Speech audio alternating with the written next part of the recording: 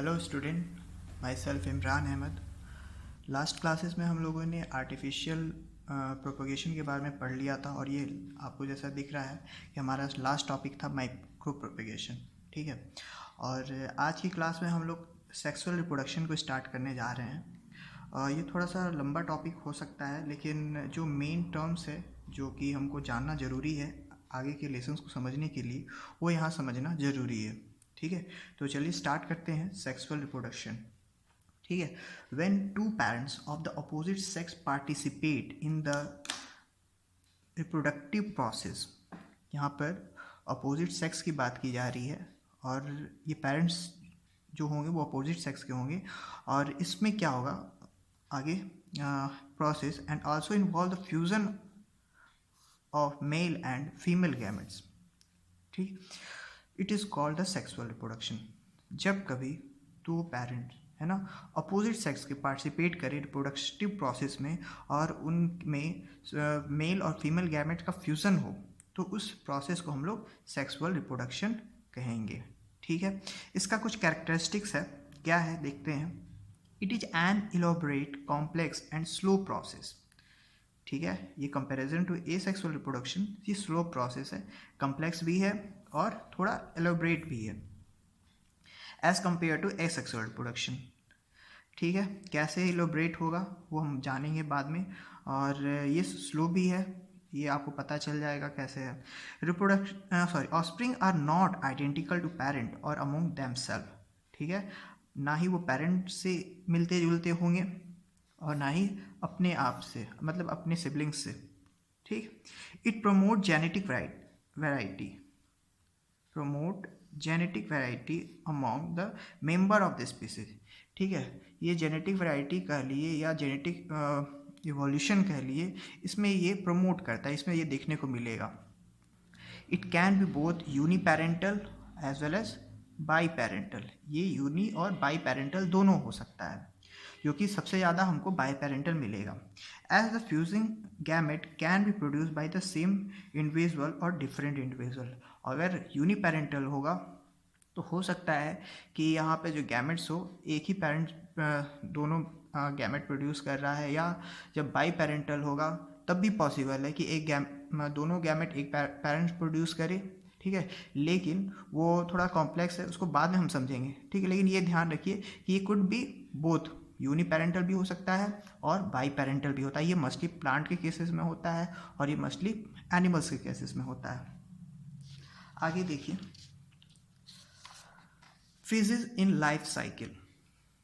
जो हमारा रिप्रोडक्शन का फेज है ना, वो थोड़ा अलग है, जिसको हम लोग रिप्रोडक्टिव फेज कहते हैं। लेकिन लाइफ साइकिल में दो और भी फेजेस हैं, तो ये कुल मिला के 3 फेजेस हो जा रहे हैं। एक जुवेनाइल फेजेस, जिसको हम लोग वेजिटेटिव फेज कह रहे हैं प्लांट के केसेस में, ये प्लांट के केस में हम लोग वेजिटेटिव फेज कहेंगे, और एनिमल्स के केस में, ठीक है, जुवेनाइल फेज कहेंगे। रिप्रोडक्टिव फेज, ठीक है, और लास्ट है हमारा सेनेसेंट फेज। इसके बाद सेनेसेंट को हम लोग ओल्ड एज से रिप्रेजेंट करते हैं। ठीक है, ओल्ड एज फेज जो होता है, और ये बाद में एनिमल्स जो प्लांट है वो क्या करेगा, डाई कर जाता है। तो जुवेनाइल फेज को समझते हैं। All organism have to reach a certain age of growth and maturity. ठीक है, अपने एक सर्टेन एज तक सारे लिविंग ऑर्गेनिज्म को जाना होता है। उसके बाद in their life before they can reproduce sexually, that period of growth is called the juvenile phase. In plant is called vegetative phase, और plant में हम क्या कहेंगे, इसको vegetative phase कहेंगे। This phase is of variable duration in different organism. अलग अलग organism में ये जो फेज होता है वो अलग अलग ड्यूरेशन का होता है। ठीक है, जैसे ह्यूमन मेल के केस में जो जुवेनाइल फेज होता है वो मैक्सिमम आपका जाता है 14 ईयर तक। ठीक है, और फीमेल्स के केस में वो मैक्सिमम जाता है 12 ईयर तक। तो जुवेनाइल फेज वो सर्टेन एज है ग्रोथ का, ठीक है, जहाँ पर वो एनिमल फुली ग्रो करेगा before the reproductive phase, reproductive phase start होने से ठीक पहले। नेक्स्ट है हमारा reproductive phase. The end of juvenile phase और vegetative phase mark the beginning of reproductive phase. ठीक है, तो ये एंड कह रहा है जुवेनाइल फेज का, जब ये एंड होगा है ना, ये जुवेनाइल फेज या वेजिटेटिव फेज एंड करेगा तो फिर वहाँ से हमारा क्या स्टार्ट होगा, ये रिप्रोडक्टिव फेज स्टार्ट होगा। It plants can be easily seen when they come to flower. Plants में हम लोग आसानी से देख सकते हैं इस फेज को जब उसमें हमको क्या, ये फ्लावर देखने को मिले। ठीक है, ये फ्लावर प्लांट में देखेंगे तो हम भी देख सकते समझ सकते हैं कि उसमें रिप्रोडक्टिव फेज स्टार्ट हो गया है। ह्यूमंस में भी बहुत से फिजिकल चेंज, मॉर्फोलॉजिकल चेंज देखने को मिलते हैं जो इंडिकेशन होते हैं रिप्रोडक्टिव फेज के। आगे क्या है, based on the flowering patterns, यानी जो हमारा फ्लावरिंग पैटर्न्स है उसके बेसिस पे, और फ्रूटिंग पैटर्न्स, इसको ध्यान रखिएगा, दो बात की जा रही है, फ्लावरिंग और फ्रूटिंग पैटर्न्स के बेसिस पे दो तरह के फ्लावरिंग प्लांट्स हम लोग लिए हैं, है ना। फ्लावरिंग प्लांट जो है हमारा वो दो तरह का है, एक है मोनोकार्पिक और दूसरा है पॉलीकार्पिक प्लांट। ठीक, तो इस दोनों को भी एक बार हम लोग समझ लेते हैं क्योंकि ये रिप्रोडक्टिव फेज में ही आ रहा है। तो इसमें क्या है, मोनोकार्पिक में क्या होता है, flower comes in flower once in their life, एक बार अपने लाइफ में वो क्या होगा, फ्लावर प्रोड्यूस करता है और फिर वो क्या करेगा, डाई कर जाता है। After flowering they produce fruits and die, fruit बनाने के बाद वो मर जाते हैं। तो इसमें भी तीन तरह से हमको मिल जा रहा है, एक एनुअल टाइप हो जा रहा है, एक बाइनियल टाइप हो जा रहा है, और कुछ ऐसे एनिमल्स हैं जो पेरिनियल में भी आते हैं और वो भी मोनोकार्पिक होते हैं। ठीक, तो मोनोकार्पिक और पॉलीकार्पिक में डिफरेंस यही है कि मोनोकार्पिक अपने लाइफ में एक बार फ्लावर प्रोड्यूस करता है और फ्रूट्स बनाकर वो डाई कर जाता है, लेकिन पॉलीकार्पिक अपने लाइफ लॉन्ग प्रोसेस तक जाते हैं, वो बार बार ये प्रोसेस को रिपीट करते रहते हैं। तो यहाँ पे देखिए एनुअल्स में क्या कौन कौन से प्लांट आ जाते हैं जो मोनोकार्पिक है, वो वीट है, राइस है और मैरीगोल्ड। ठीक है, और भी एग्जांपल्स हो सकते हैं जो कि आपका ये एनसीईआरटी में मेंशन है।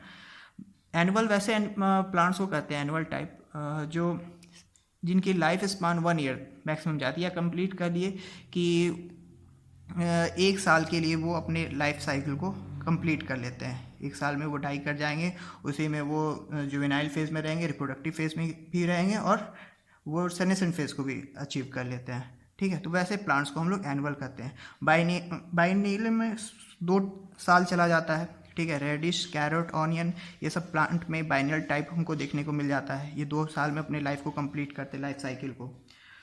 जो नेक्स्ट है वो पेरिनियल है, इसमें मोर देन 2 ईयर, है ना, इसमें मोर देन 2 ईयर्स लग जाते हैं, और इसमें 2 ईयर और इसमें 1 ईयर, एनुअल में 1 ईयर का रहेगा और इसमें 2 ईयर का रहेगा। ठीक है, और जब ज़्यादा 2 से ज़्यादा होगा तो उसको हम लोग पेरिनियल टाइप कहेंगे। क्लियर है, पेरिनियल टाइप का आपका एग्जांपल हो जा रहा है बैम्बू और स्ट्रोबिलेंथस कुंथियाना, ये भी अपने लाइफ में 50 से 100 ईयर्स तक जाता है। ठीक है, क्योंकि मोर देन जब 2 ईयर अगर प्लांट रह रहा है तो उसको हम लोग पेरिनियल कह रहे हैं, और यहाँ पर इसका ये मैक्सिमम लाइफ स्पान है। ठीक है, उसके बाद ये फ्लावर प्रोड्यूस करके फ्रूट बनाता है और फिर वो डाई कर जाएगा। वैसे स्ट्रोबिलेंथस कुंथियाना है जिसका कॉमन नेम कह सकते हो नीला खुरिंजी। ठीक है, ये केरला, कर्नाटका, तमिलनाडु में मोस्टली देखने को मिलेगा, लेकिन इसका भी एक पार्टिकुलर टाइम है, ये सितंबर और अक्टूबर। ठीक, सितंबर अक्टूबर में देखने को मिलता है, और ये हर 12 साल पे, ये 12 साल पे एक बार फ्लावर प्रोड्यूस करता है और फिर डाई कर जाता है। ठीक, तो ये ध्यान रखना, ये लास्ट टाइम 2006 में, है ना, देखने को मिला था, और अब जोड़ सकते हो ये एनसीईआरटी में जैसे बताया 2006, 12 साल भी होगा तो 2018 में हुआ था। ठीक है, तो इसको ये भी देख लेना कि 2018 में भी ये हुआ होगा। ठीक है, लास्ट टाइम, ऐसे तो बुक में जैसा आपका दिया 2006। तो ये हो गया आपका स्ट्रोबिलेंथस कुंथियाना और बैम्बू, ये एनसीईआरटी में मेंशन है, याद रखिएगा, इंपॉर्टेंट है। नेक्स्ट है पॉलीकार्पिक प्लांट। पॉलीकार्पिक प्लांट वैसे पेरेनियल प्लांट्स आते हैं जो अपने फ्लावर को रिपीटेडली प्रोड्यूस करते हैं एक पार्टिकुलर टाइम इंटरवल पर। ठीक है। उसमें मैंगो हो गया, हर साल में हमको खाने को मिलता है आम एक ही पेड़ से। एप्पल हो गया, जैक फ्रूट हो गया, ऑरेंज हो गया, ये सारे इसके एग्जाम्पल हैं पॉलीकार्पिक के। ओके। अब क्या कहता है, एक ऐसा पीरियड भी है पॉलीकार्पिक प्लांट्स में, ठीक है, जब वो फ्लावर नहीं बना रहा है, फ्रूट नहीं बना रहा है, तो उसके 2 टाइम पीरियड के बीच में, ठीक है, मतलब कह सकते हो वो समय जब वो फ्लावर पीरियड नहीं है, फ्लावरिंग पीरियड नहीं है, ठीक है, मतलब एक सीजन से लेके दूसरे सीजन के बीच में, तो उस टाइम को हम लोग क्या कहेंगे, ये क्वेश्चन है एनसीईआरटी में, ठीक है। तो इसका यहाँ पर आपको आंसर मिल सकता है, the period between 2 flowering phase called the interflowering period, which is used for building up resource and is therefore a recovery phase. It is not a juvenile phase, but it is a part of mature phase. ठीक है, यही question है, वो क्या उस phase को कहेंगे हम लोग, तो उस फेज को हम लोग मैच्योर फेज कहेंगे। यहाँ से आप देख सकते हो कि वो पीरियड जो फ्लावरिंग फेज, 2 फ्लावरिंग फेज के बीच में है ना, यानी एक सीजन से दूसरे सीजन के बीच में, और जिसमें फ्लावर बन नहीं रहा है किसी तरह का, which is use of building up. तो वो टाइम क्या होता है, फ्लावर अपने रिसोर्स को बनाने के लिए, बिल्ड करने के लिए, ठीक है, खुद को रिकवर करने के लिए यूज़ करता है, और इस टाइम को हम लोग क्या कहते हैं, रिकवरी फेज कहते हैं, और दूसरे लैंग्वेज ये पार्ट हो जाता है मैच्योर फेज का, ठीक है। अब जो हमारा लास्ट फेज है लाइफ का, वो है सेनेसेंट फेज। अब इसको हम लोग पोस्ट रिप्रोडक्टिव फेज भी कहते हैं, इसको पोस्ट रिप्रोडक्टिव फेज भी कहते हैं। It's mark the end of the reproductive phases. जैसे रिप्रोडक्टिव फेज खत्म हुआ तो सेनेसेंस फेज स्टार्ट हो जाएगा। The concomitant changes in the body like the slowing of metabolism and accumulation of waste, ठीक है, मेटाबॉलिक प्रोसेस शुरू हो जाएगा, वेस्ट इकट्ठा होने शुरू हो जाएंगे, ठीक है। इसके वजह से क्या होगा, सेनेसेंस आ जाएगा, यानी बुढ़ापा आ जाएगा, ओल्ड एज स्टार्ट हो जाएगा, और अल्टीमेटली वो ऑर्गेनिज्म, वो प्लांट चाहे ऑर्गेनिज्म, एनिमल्स जो भी है, वो फाइनली डेड कर जाता है। क्लियर है। तो ये था हमारा 3 डिफरेंट अलग अलग फेज लाइफ का। अब एक बात है इसमें कि वो क्या हम देखना चाहेंगे कि कुछ बिहेवियरल चेंजेस हम लोग को देखने को मिलता है ना, और ये चेंज तो हार्मोन से रिलेटेड है, लेकिन जो ये लाइफ का फेजेस का चेंजेस है, ये किस चीज़ पर डिपेंड कर रहा है, तो ये दोनों प्लांट और एनिमल्स में है ना, ये क्या चीज़ पर डिपेंड कर रहा है, हॉर्मोन्स पर डिपेंड करेगा। In both plant and animals hormones are responsible for the transition between the 3 phases. ये बात ध्यान रखिएगा, क्वेश्चन में भी आज कि किस चीज़ पर ये डिपेंड कर रहा है ट्रांजिशन लाइफ के तीनों फेजेस का, तो आप हमेशा रखिएगा ध्यान में कि हार्मोन्स की वजह से हो रहा है, ठीक है। तो interaction between and certain environmental factor regulate the reproductive process and the associated behavioural expression of the organism. Actually यहाँ पे हार्मोन्स छूट गया है, ठीक है।